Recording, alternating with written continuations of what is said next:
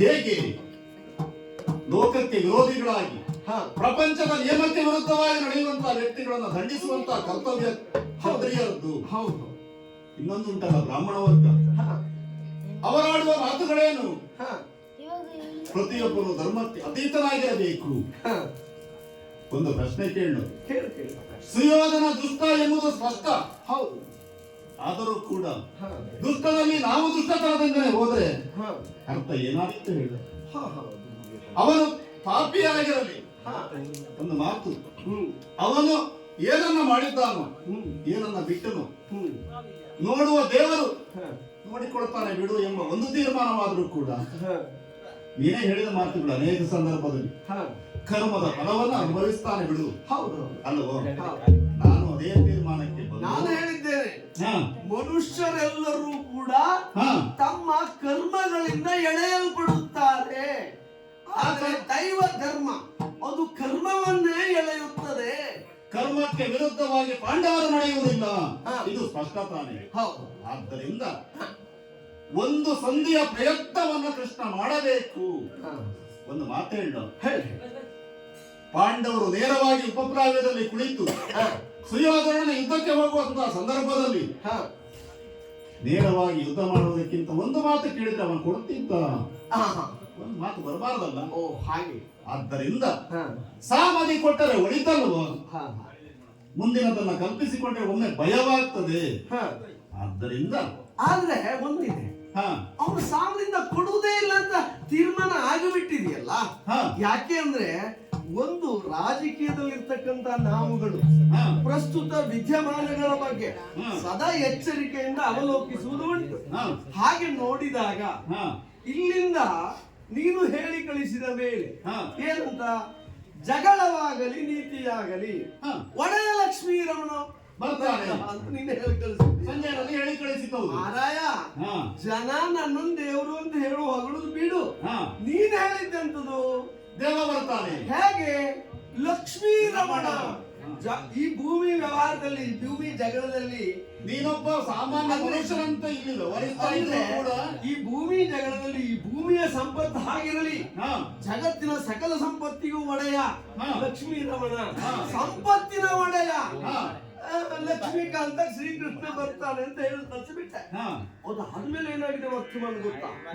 ಅವರು ಹೋಗಿ ಅವನಿಗೆ ಹೇಳಿದಾಗ ಭೀಷ್ಮಾದಿ ಗುರುದ್ರೋಣರು ಸಹಿತ ಅವರಿಗೆ ಗೌರವನಿಗೆ ಬುದ್ಧಿ ಹೇಳಿದ್ದಾರೆ. ಅವರನ್ನ ಅನುಸರಿಸಿದಂತಹ ತಂದೆ ನಿಮ್ಮ ದೊಡ್ಡಪ್ಪ ಧೃತರಾಷ್ಟ್ರ ಮಗನಿಗೆ ಕರೆದು ಹೇಳಿದನಂತೆ, ಪಾಂಡವರನ್ನ ವಿರೋಧಿಸಿ ಬದುಕಲಿಕ್ಕೆ ಸಾಧ್ಯವೇ ಇಲ್ಲ. ಆದ್ದರಿಂದ ನೀನು ಅವರೊಂದಿಗೆ ಸಂಧಾನವನ್ನು ಮಾಡಿ ಉಳಿದುಕೋ ಅಂತ ಹೇಳಿದಾಗ ಅವನು ಹೇಳಿದಂತೆ, ಪ್ರತ್ಯಕ್ಷ ಈಶನೇ ಬರಲಿ, ಯುದ್ಧದಲ್ಲಿ ಹೊಡೆದು ಹಾಕ್ತೇನೆ.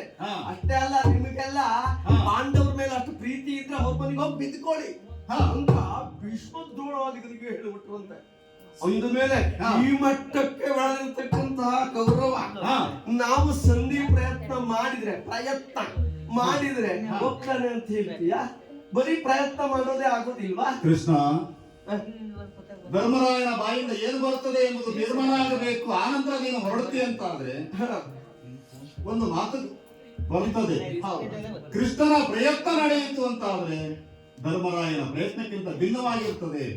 ಪಾಂಡವರ ಧ್ವನಿಯಲ್ಲಿ ಪ್ರಕಟವಾಗ್ತದೆ. ಭೀಷ್ಮರು ಹಿರಿಯರೌದು, ದ್ರೋಣರು ಗುರುಗಳೌದು, ಇನ್ನಿತರರು ಕೂಡ ಸುಯೋಧನ ಆಳ್ವಿಕೆಗೆ ಒಳಪಟ್ಟವರು. ತನ್ನದಾದಂತ ಆಳ್ವಿಕೆಯಲ್ಲಿ ಅವರ ಬಾಯಿಂದ ಏನೇ ಬಂದರೂ ಕೂಡ ಮುಚ್ಚಿಸ್ತಾನೆ. ಇದು ಲೋಕಕ್ಕೆ ಗೊತ್ತಿಲ್ಲವ? ಕೃಷ್ಣ ಅದಕ್ಕೆ ಹೊರತಾಗಿದ್ದಾನೆ, ಪ್ರಯತ್ನವನ್ನು ಮುಂದುವರಿಸ್ತಾನೆ ಅಂತ ಆದ್ರೆ ಇನ್ನೇನನ್ನೋ ಆಲೋಚನೆಯನ್ನ ಮಾಡಿ ಸುಯೋಧನ ಮನವೊಲಿಸುವಂತಹ ಪ್ರಯತ್ನದಲ್ಲಿ ವಿಶೇಷವಾದಂತಹ ಚಾಕಚಕ್ಯತೆಯನ್ನು ಬಳಸ್ತಾನೆ ಅನ್ನೋದು ಧರ್ಮನಂದಲ್ಲಿ ಗೊತ್ತು. ಅಂತ ಒಂದು ಮಾತ್ರ ನನಗೆ ಅರ್ಥ ಆಯ್ತು. ಏನು ಧರ್ಮರಾಜ ಹೇಳ್ತಾ ಇರುವುದು? ಕೃಷ್ಣನಿಗೆ ಆ ಒಂದು ಸಾಮರ್ಥ್ಯ ಇದೆ, ಆದ್ದರಿಂದ ಆ ಪ್ರಯತ್ನವನ್ನು ಮಾಡು ಅಂತ ಹೇಳಿ ಕಳಿಸ್ತಾ ಇದೆಯಾ? ಅಂದ್ರೆ ನನ್ನ ಎಲ್ಲ ಚಾಕುಚಕ್ಯತೆಗಳನ್ನ ಬಳಸಿ ಸಂಧಿಯ ಪ್ರಯತ್ನ ಮಾಡು, ಏನಾದ್ರೂ ಆಗಲಿ. ಹೀಗೆ ಆಗಬೇಕು ಎನ್ನುವುದು ಧರ್ಮರಾಯನ ಸಂಕಲ್ಪವಾದರೂ ಕೂಡ ಕೃಷ್ಣ ನಿರ್ಧರಿಸ್ತಾನೆ. ನನಗೆ ಬೇಕಾಗಿದ್ದದೆ ಸಂಧಿಯ ಪ್ರಯತ್ನವನ್ನ ಮಾಡು ಅನ್ನುವ ಮಾತು ನಿಮ್ಮ ಬಾಯಿಂದ ಬಂದು ಬಿಟ್ರೆ ಮುಂದೆ ನಮಗೆ ಚಿಂತೆ ಮುಂದೆ ಏನಾಗ್ತದೆ? ಪ್ರಾರಂಭದಲ್ಲಿ ನಮ್ಮ ಪ್ರಯತ್ನ ವಿಫಲವಾಗ್ತದೋ ಅದೇನಾದ್ರೂ ಗೊತ್ತಿಲ್ಲ. ಪ್ರಯತ್ನ ಮಾಡ್ಬೇಕು, ಮುಂದೆ ಏನಾಗ್ತದೋ ಆಗಲಿ. ನಮ್ಮ ಕೆಲಸ ನಾವು ಮಾಡುವುದು ನಮ್ಮ ಕರ್ತವ್ಯ. ಆದ್ದರಿಂದ ಹಸ್ತಿನಿಗೆ ಫಲಿತಾಂಶ ಹೋಗಬೇಕು. ದ್ವಿತೀಯ, ಹಾ. ಫಲಿತಾಂಶ ದ್ವಿತೀಯ. ಹಾ. ನಮ್ಮ ಕರ್ಮ ನಾವು ಮಾಡುವುದು, ಹಾ. ಆಗುವುದೇನು ನೋಡುವುದು. ಹಾ. ಈ ಮಾತು ನಿನಗೆ ನಿನ್ನಿಂದ ನಾನು ಕೇಳ್ಪಡಬೇಕಾಗಿತ್ತು. ಹಾ. ಯಾಕೆಂದ್ರೆ ಅದಕ್ಕೆ ಬಂದಾಗಲೇ ಹೇಳಿದ್ದೆ, ಹಾ. ಇಲ್ಲಿಯ ವಿದ್ಯಮಾನಗಳನ್ನ ಕೇಳಿ ತಿಳಿದುಕೊಂಡು ನೀನು ಕರೆ ಕಳಿಸಿದ ಮೇಲೆ ಬಂದಿದ್ದು. ಹಾ. ಆದ್ರೆ ಅದು ನಿನ್ನ ಬಾಯಿಂದ ಕೇಳಿದ್ರೆ ಶಂಕದಿಂದ ಬಂದಾಗ ಚಿತ್ತ ಎಂಬ ಹಾಗೆ ಹಾ. ನಮಗೆ ಈಗ ಒಂದು ಸ್ಪಷ್ಟ ಆಯ್ತು. ಹಾ. ಕೃಷ್ಣ ಸಂಧಾನಕ್ಕೆ ಹೋಗಿ ಪ್ರಯತ್ನ ಮಾಡಬೇಕು, ಸಂಧಾನವನ್ನೇ ಮಾಡಿ ಬರಬೇಕು. ನನ್ನ ಅಭಿಪ್ರಾಯವಾದರೂ ಕೂಡ ಸುಯೋಧನ ಒಪ್ಪದೆ ಹೋದಾಗ ಪ್ರಯತ್ನವನ್ನು ಮಾಡಿ. ಅದಕ್ಕೆ ಹೇಳಿದ್ದು. ಆದ್ರೆ ಇಲ್ಲಿ ಇನ್ನೊಂದು ಸಂಶಯ ಕಾಡ್ತಾ ಇದೆ ನನಗೆ. ಏನು? ಹೋಗುವಾಗ ಸಮಯ ಸಂದರ್ಭ ನೋಡ್ಬೇಕಲ್ಲ. ಹಾ. ಯಾಕೆ ಅಂತಂದ್ರೆ ನಾವು ಒಂದು ರಾಜಿ ಸಂಧಾನಕ್ಕೆ ಹೋಗುದಿದ್ರು ಕೂಡ ಹಾ. ಅಲ್ಲಿ ವಿಷಯವನ್ನ ಪ್ರಸ್ತಾಪ ಮಾಡುವಾಗ ಹಲವು ವಿಷಯಗಳು ಬರ್ತದೆ. ಹಾ. ಹಿಂದೇನಾಗಿತ್ತು, ಈಗೇನಾಗಿದೆ, ಮುಂದೇನಾಗಬೇಕು ಎಂಬಿತ್ಯಾದಿ. ಹಾ. ಹಾಗೆ ಬಂದಾಗ ಹಾ. ನಾನು ಯಾರ ಪರವಾಗಿ ಅಲ್ಲಿ ಬಂದಿದ್ದೇನೆ ಅಂತ ಹೇಳಿಕೊಳ್ಳುವಾಗ ಹಾ. ಪಾಂಡವರ ಪರವಾಗಿ ಅಂತ ಹೇಳಬೇಕಾಯ್ತು. ಹಾ.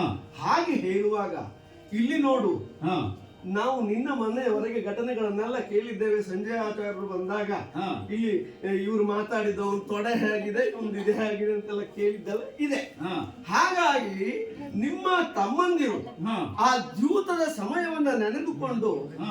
ಎಷ್ಟು ಹೊತ್ತಿಗೆ ಕೌರವ ಹಾ. ನಮ್ಮ ಹೊಡೆತಕ್ಕೆ ಸಿಕ್ಕಿ ಅನ್ನೋದು ಕಾಯ್ತಾ ಇದ್ದಾರೆ ಎಂಬುದು ಕೇಳಲ್ಪಟ್ಟಿದೆ. ಹಾ. ಸಂಜಯಾಚಾರ್ಯ ಹತ್ರ ಅದನ್ನೇ ಕೇಳಿದ್ರಂತೆ, ಕೌರವನ ತೊಡೆ ಹೇಗಿದೆ ಅಂತ. ಹಾ. ಹೌದಾ? ಹಾ. ಹಾಗಾಗಿ ಇಂತಹ ಒಂದು ಸಂದರ್ಭದಲ್ಲಿ ನೀನು ಸಂಧಿಯ ಪ್ರಯತ್ನ ಮಾಡು ಅಂತ ಹೇಳಿದ್ರು ಕೂಡ ಹಾ. ನಿನ್ನ ಅನುಜರು ಯಾವಾಗಲೂ ನಿನ್ನ ಮಾತು ಮೀರಿಲ್ಲಪ್ಪ, ಆ ಪ್ರಶ್ನೆ ಬೇರೆ. ಹಾ.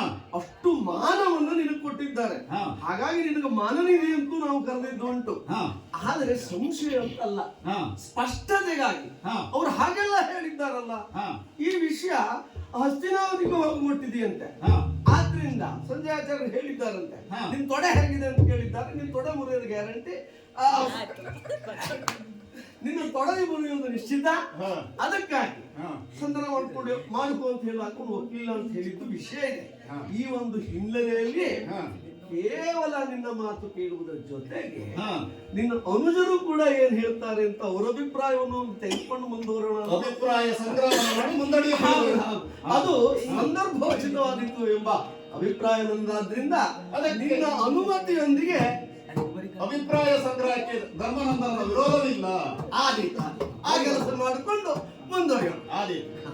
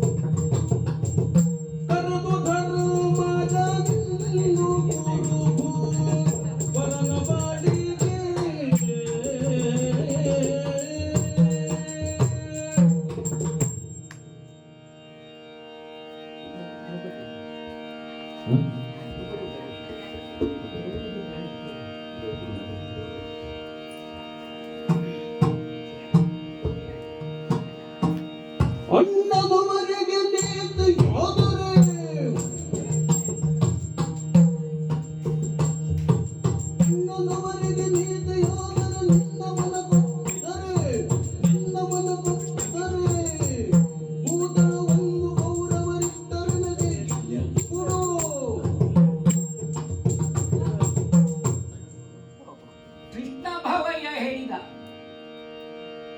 ಏನು ನಿಮ್ಮ ಅಭಿಪ್ರಾಯ ನಾನು ಹೋಗುವ ಸಂಧಿಗಾಗಿ? ಎಲ್ಲರನ್ನೂ ವಿಚಾರಿಸಲಾಯಿತು. ಧರ್ಮನಂದನ ಹೇಳಿದಂತೆ 5 ಗ್ರಾಮಗಳನ್ನಾದರೂ ಬೇಡಿ ಬರಬೇಕು ಅನ್ನುವಂತಹ ಮಾತುಗಳನ್ನ ಹೇಳಿದ್ದಾರೆ.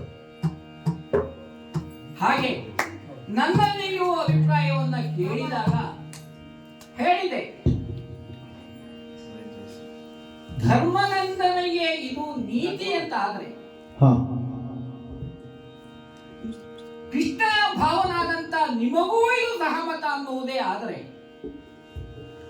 ಅವ ನಮ್ಮ ಶತ್ರುವಾದಂತ ಸುಯೋಧನ ಒಪ್ಪಿ ಭೂಮಿಯನ್ನ ಕೊಡಲಿಕ್ಕೆ